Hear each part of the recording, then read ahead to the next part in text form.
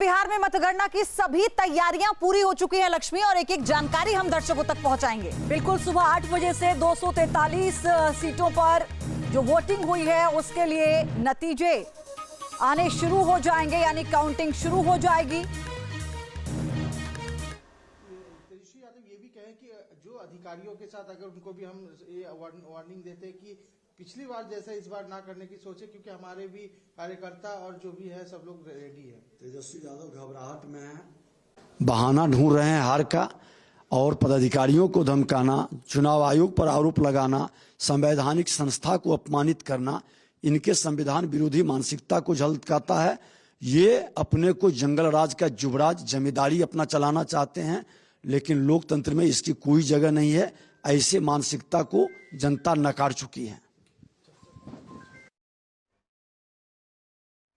तो विजय सिन्हा को सुन रहे थे आप, उन्होंने कहा कि जीत होगी और सभी अपनी जीत को लेकर आश्वस्त नजर आ रहे हैं। 243 सीटों पर मतगणना, 40 मतगणना केंद्रों पर वोटों की गिनती 8 बजे से शुरू हो जाएगी। सभी मतगणना केंद्र सुरक्षा यहां पर कड़ी की गई है। और चलिए, हमारे 3 सहयोगी लगातार हमारे साथ बने हुए हैं। सैयद आमिर भी हमारे साथ हैं, उत्कर्ष हमारे साथ हैं, विकास चंद्रा हमारे साथ हैं। उत्कर्ष, सबसे बड़ी बात यह है कि अभी आप सुन लीजिए कि तेजस्वी यादव ने प्रेस कॉन्फ्रेंस भी कर दी इतनी सुबह, और यह भी कह दिया कि काउंटिंग को स्लो करने की कोशिश की जा रही है। यह कार्ड काम आएगा क्या?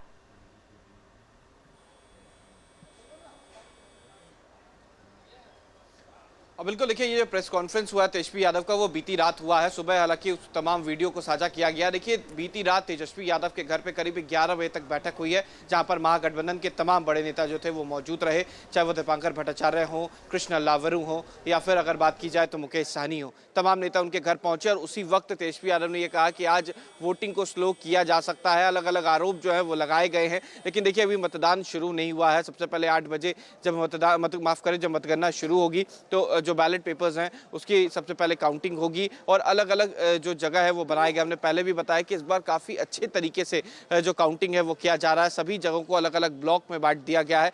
केवल पटना की ही नहीं बात की जाए, तमाम जगहों पर जो शांतिपूर्ण तरीके से मतगणना हो, काउंटिंग हो, उसके लिए तैयारी की गई है। जो तमाम प्रत्याशी हैं अलग अलग कह सकते हैं कि पार्टियों के, वो भी यहाँ पर पहुँच रहे हैं। सब अपने जो जितने भी मतगणना कक्ष हैं वहाँ पर जाकर तमाम चीज़ों को देख सकते हैं। तो ये सारी चीज़ें जो है वो की गई हैं। साथ ही साथ जो अलग अलग विधानसभा के लिए ऑब्जर्वर्स बनाए गए हैं वो भी यहाँ पर पहुंच चुके हैं। 8 बजे से मतगणना जो है वो शुरू हो जाएगी।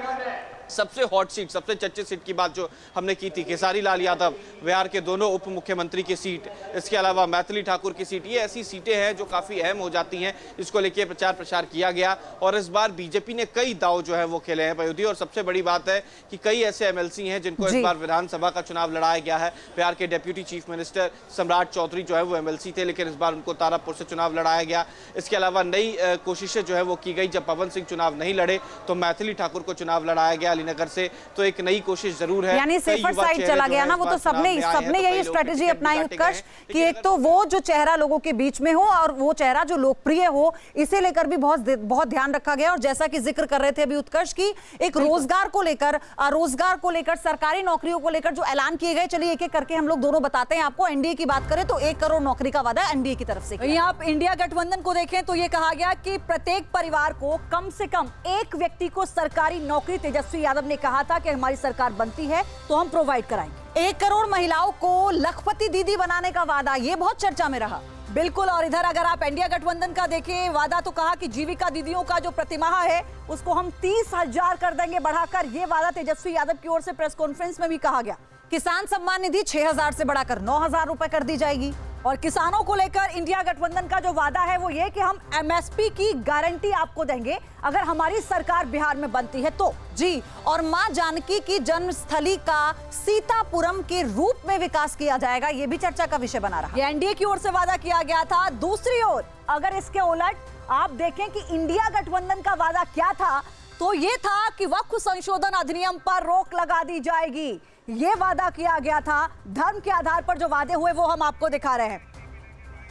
तो आप देखिए कि ये वादों की छड़ी जो लगाई गई थी दोनों गठबंधनों की तरफ से, लेकिन अब आप देखिए कि वीआईपी के जो अध्यक्ष हैं, जहां उन्होंने ये कहा कि महागठबंधन की जीत का वो दावा कर रहे हैं। इसी के साथ साथ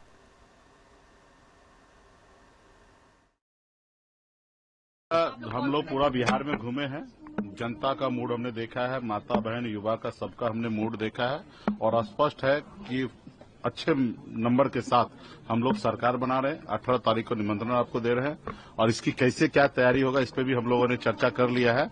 कहाँ पे मिठाई बनना है, कहाँ लड्डू बनना है, कहाँ मछली भात का भोज तो हमने उनको बीजेपी वाले को दे ही दिया है कि वो लोगों को ज्यादा तकलीफ हो रहा है तो उसका भी व्यवस्था हमें करना है। तो ये सब चीज को देख रहे हैं और बहुत जल्दी उन लोगों को भी भोज देंगे। भारी बहुमत के साथ एनडीए की सरकार बनेगी, कोई इसमें शक की बात नहीं है। जिस प्रकार का वोटिंग पैटर्न हम लोगों ने देखा वह ऐतिहासिक था और वह इस एनडीए सरकार के लिए था। लीडर ऑफ अपोजिशन का भी ओथ होता तो नहीं है पर एलओपी का ओथ वो ले सकते।